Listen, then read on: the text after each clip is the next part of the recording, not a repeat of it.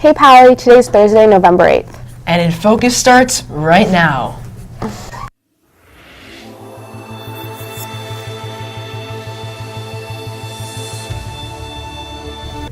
The quad will soon be filled with information on how Pally students can be of service to their community. We'll tell you the details.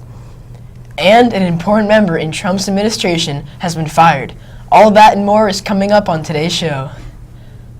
Welcome to In Focus. I'm Sarah Nash. And I'm Max Bonstetter. There's a lot going on around campus today. Here's some important announcements from today's campus bulletin. Well, Dr. Eugene Cordero, a former Google Science Communication Fellow and current member of the Department of Meteorology and Climate Science at San Jose State University, will deliver a lecture about solving the climate crisis through youth education. Introductory remarks will be given by Ann Lee, student founder of the group Schools Under 2C. The event will take place at the Foster 940 Commercial Street, Palo Alto on November 14th, 2018 at 6:30 p.m. with a reception and self-guided gallery tour. The lecture begins at 7:30 p.m. For more information, visit www.acterra.org/lectures. The event is free for students. Service Fair is a time where Pally students are exposed to the various ways that they can engage with their communities and volunteer with local organizations. The event happens Thursday, November 15th during lunch on the quad. Moving on now from what's going on around campus to what's happening in the world and locally today. Let's take a look at what's topping today's headlines in today's News Minute. Well, President Trump fired Attorney General Jeff Sessions yesterday and replaced him with Matthew Whitaker for now. The move is an abrupt end to what had been a tumultuous tenure for Sessions, originally one of Trump's earliest and most loyal surrogates as an Alabama Republican senator. He was a key figure in implementing Trump's vision for America and significantly rolled back Obama-era policies on immigration, police reform, and civil rights. Sessions was an enforcer of much of the Trump administration's hardline approach on immigration and regularly praised the president's tough words on crime. But even as he continued to carry out the Trump agenda, his relationship with the president remained strained and fraught for months due to the ongoing Mueller investigation. Tensions between North Korea and the U.S. are rising. North Korea is getting increasingly angry at the U.S. as talks are deadlocked and tensions between the two countries are on the rise. A source familiar with the discussions told CNN. A source familiar with the ongoing dance between officials in Washington and Pyongyang said that North Korea is getting really angry over the lack of any offer of sanctions relief from the U.S. and that their stance is that the U.S., quote, must take a move before we make a next one, quote. The U.S. has suspended and canceled military exercises with South Korea in the interest of diplomacy.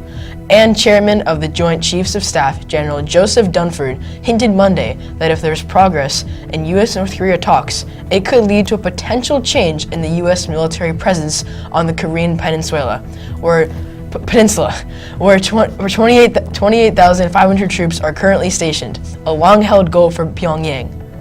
Well, the election results are in from Tuesday's polls. Ken Dauber won re-election to the Paz School Board, but the results for the second seat were so close that there is going to be a recount. Shinak Darop is the current leader with 5,451 votes, followed by Stacey Ashland with 5,426. Kathy Jordan is close behind Darop and Ashland with 5,346 votes.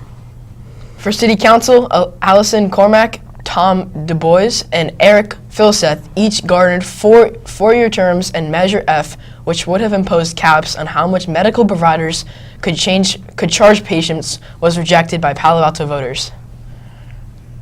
Our football team has made it to the playoffs. And Paul Thai is in the field with more information. Paul? Hey Vikings, tomorrow night, Pally takes on Los Gatos for their first round CCS playoffs. The game's at Palo Alto, and it starts at 7 o'clock, so make sure to come out and support the Vikings. Well, that's all for me. Back to you in the studio. And then I was like, Peninsula. Thanks, Paul. I wish that playoff game could be broadcast live so that people who can't see it can still enjoy the matchup. I agree. If that were a thing, maybe it would be on ESPN or something.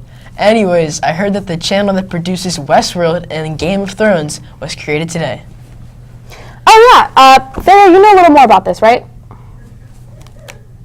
I do, Sarah. It has been 46 years since the first program on HBO was aired. The premium TV channel Home Box Office, and formerly known as HBO, is the oldest paid TV channel in the United States. The first program to air was Sometimes a Great Notion, a movie starring Paul Newman and Henry Fonda. The channel has come a long way since 1972, keeping us on edge of our seats as we wait for the next season of Game of Thrones. That's all for me. Back to you. Thanks for that, Thayer. Now for more sports, but this time with McKenna DiGeronimo. I saw that Pally Volleyball had to travel pretty far for yesterday's game.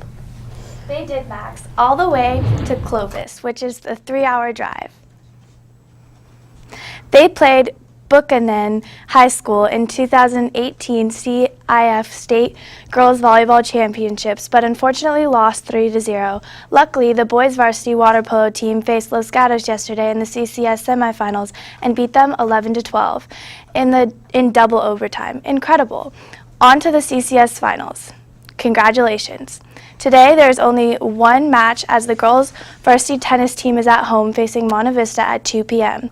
That's all from me. Back to Sarah and Max.